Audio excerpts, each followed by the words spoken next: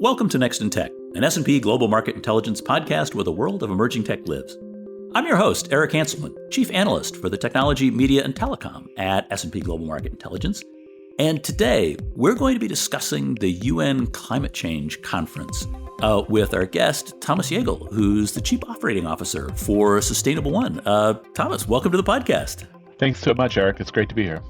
Well, and it's great to have you on, especially when we're heading into the next iteration of the Conference of Parties as we start gathering really the world to be able to look at issues around sustainability, ESG more broadly.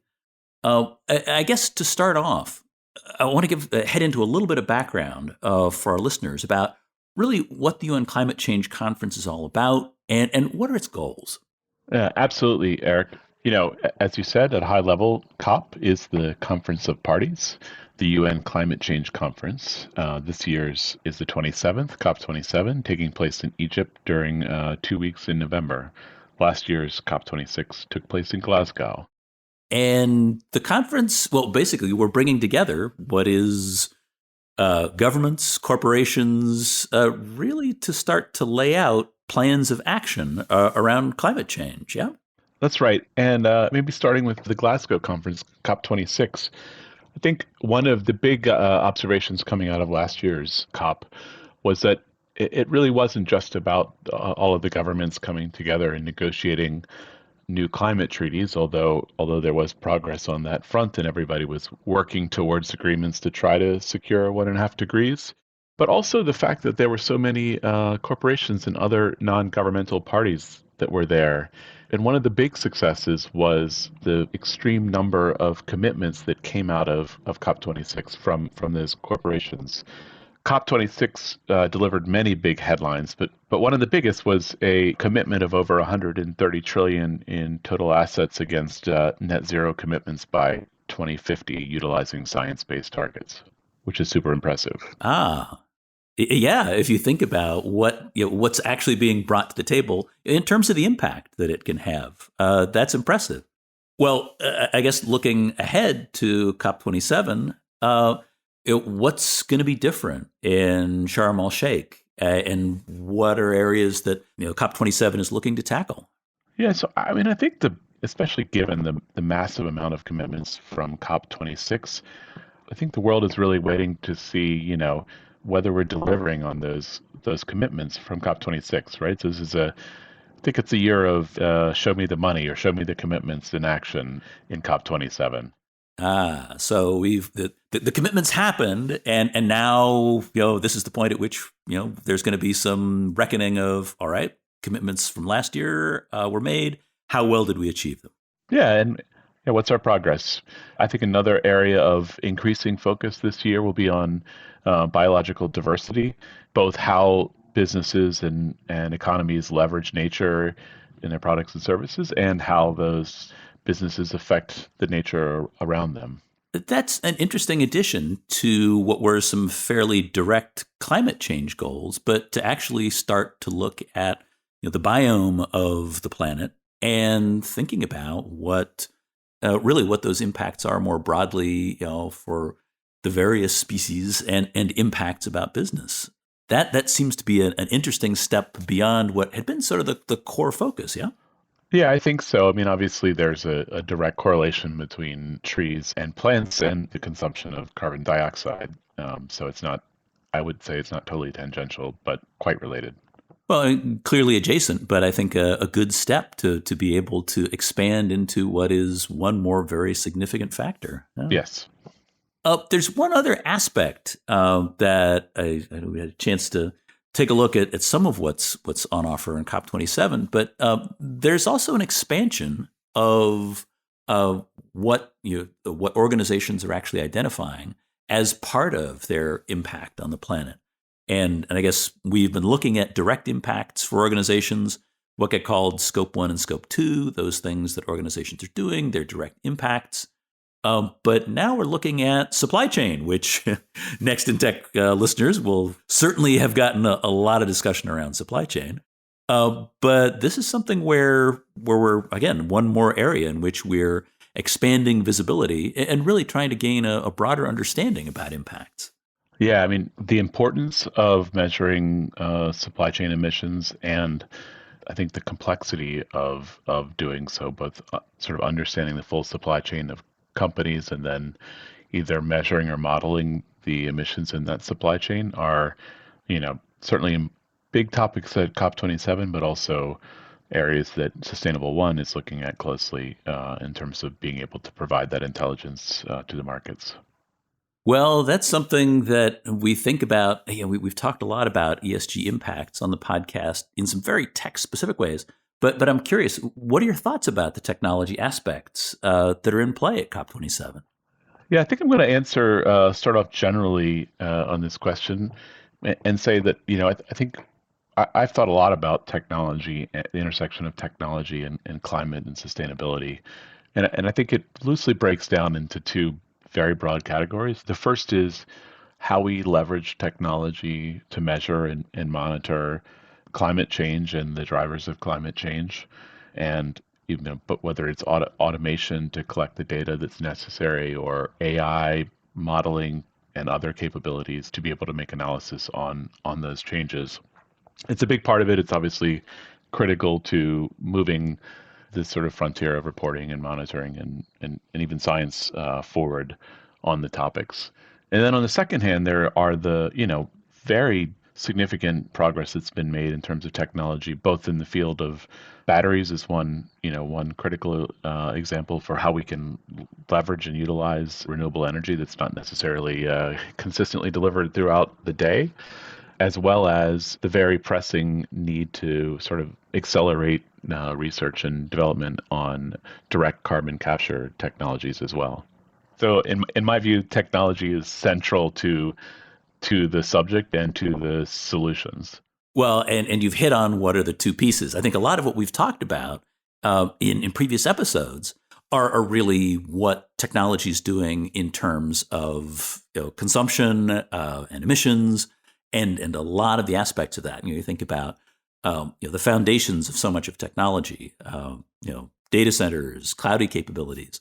These are all consuming resources, generating emissions. But I think the point that you made is really important and impactful, which is that your technology plays a big role in visibility and in understanding what those impacts are and trying to make sense of them and looking for answers for how you manage them. That's absolutely right. So technology is part of the solution in terms of pushing the measuring and monitoring and science forward, and in terms of some of the critical solutions. And it is also interconnected with the challenges. And I did want to talk about a couple of those areas also. One area that maybe we could start with is physical risk, sort of measuring the impact of climate change on either due to things like heat wave, cold wave, flooding, drought, etc., wildfires, to physical assets. So, I mean, at S&P Global, we've sort of measured the impact of physical risk on a large database of assets for companies. So what we found was that 92% of S&P Global 1,200 companies have at least one asset that's highly exposed to the physical hazards of physical risk. Yeah, we've seen a lot of that data, and whether or not that happens to be, in flood zones as we look at rising sea levels, or as you were identifying, wildfire risk. These are things that if we think about, go beyond just the technology, fundamentals. We're now talking about the physical structures that are actually housing and managing all of this. Those are things that are just as critical to understand what those impacts are of climate change as the efforts are to be able to manage what's driving it. Yeah, I mean, you touched on data centers and the significant amount of emissions that can come from those. Data centers are particularly vulnerable to physical risk, to extreme heat, which can cause excess cooling costs and in turn high operating costs. Extreme heat can also lead to accelerated degradation of equipment. Also, there are risks of water stress and many other impacts on that one example asset. Oh yeah, and that if we start extending that to so much more of the technology pieces, we start looking at the aspects of semiconductors and the role they play. Looking at all of the potential risks that exist within those facilities. We're backing back up the supply chain, and it's important to understand the risk that comes into play for each of these various aspects. Yeah, S&P Global runs the Corporate Sustainability Assessment survey. We actually looked at the respondents from the tech industry, and actually lots of great data comes out of that. We dug in on the software industry specifically, and found that on average 79% of their data center electricity supply is coming from renewables. On the other hand, for IT services, only 53% of that data center energy is coming from renewables. So lots of great insights onto lots of different assets.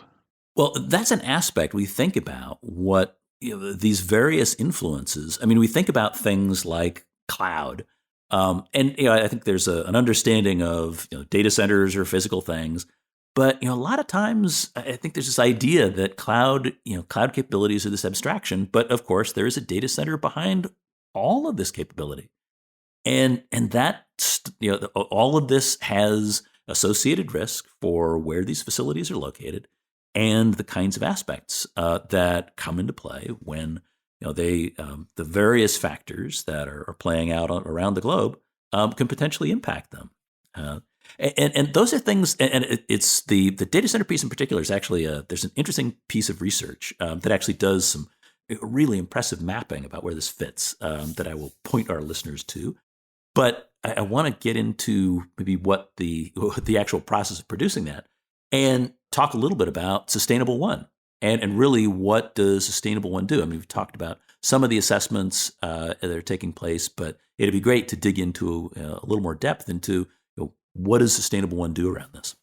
So Sustainable One has a strong history of looking at physical risk and the measurement of the sort of the impact of climate change on physical assets. We should currently have a database of about 3 million assets connected to corporate ownership.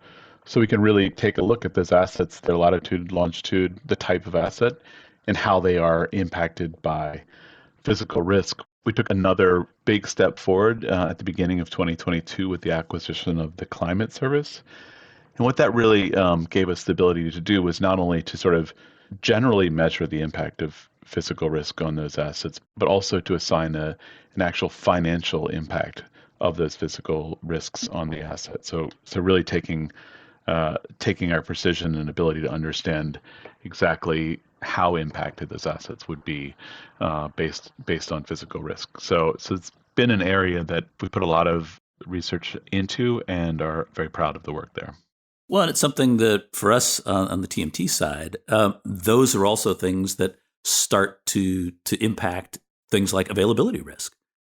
Because again, hopefully you've designed in resilience, but there comes a point at which if you've got hosting facility environments, data center capabilities, that at some point you're gonna run out of additional resilience there, and it also has an impact on the overall environmental footprint of those facilities as well, because when you shift into recovery mode, if you've got to shift facilities, if you lose power because the grid's gone down due to heat, those sorts of things, it does have a marked impact on the footprint of the facility itself. If you got to switch to generators, if you've got to shift to other options, a lot of different pieces that start to come into play there. Absolutely. That's in the topic of physical risk. When we think about biodiversity, which is also closely related in the sense that it's about the latitude and longitude, the exact location on the planet that you're talking about. There are many other important factors. At present, many companies don't understand their exposure to nature risk.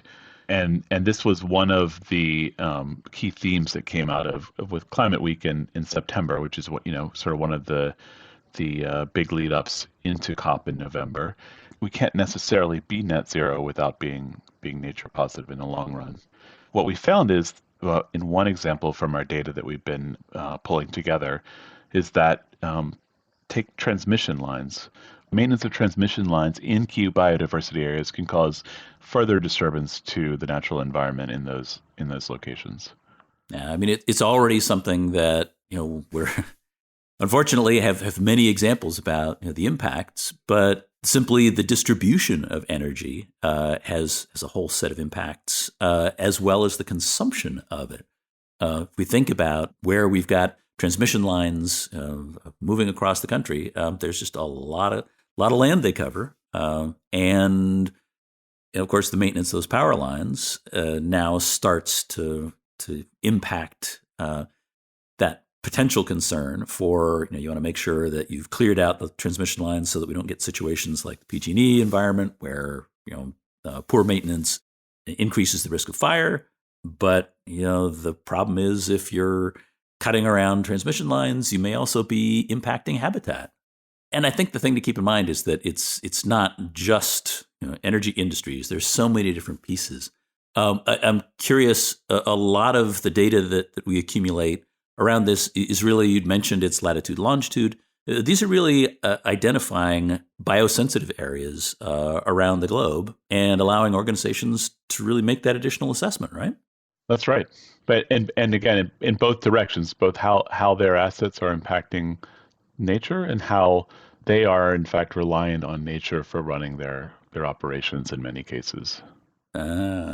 So this really is both sides of this coin, as we keep coming back to. It's wonderfully interesting data and perspectives that, of course, have got global relevance. Interesting things. Are there other aspects that we should be aware of about some of these impacts, and I guess other things that we should be looking out for in COP27? Yeah, thanks so much, Eric. There was just this past week an update from the IPCC. IPCC is the UN Intergovernmental Panel on Climate Change, stating that temperatures will increase by between 2.1 and 2.9 degrees Celsius by the end of the century, even if current climate change promises are kept. So if we're to succeed in keeping warming below 2 degrees, then technology will be crucial, both as part of the solution and as part of measuring our effectiveness in getting there. At COP27, we'll be looking for the public and private sectors to come together again at this critical time to find solutions that will put us on a path to the future.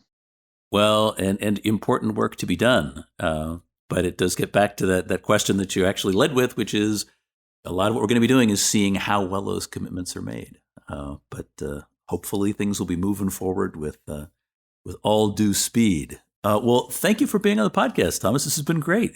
It's been great, Eric. Thank you very much for your time and this opportunity. And we'll have links in the show notes to point folks to some of our COP27 information. Hope you get a chance to check it out. And that is it for this episode of Next in Tech. Thanks to our audience for staying with us, and thanks to our production team, including Carolyn Wright and Ethan Zimmern on the marketing and events teams, and our studio lead, Kyle Canilosi. I hope you'll join us for our next episode, where we're going to be digging into a whole set of different aspects of what's coming next, because there is always something next in tech.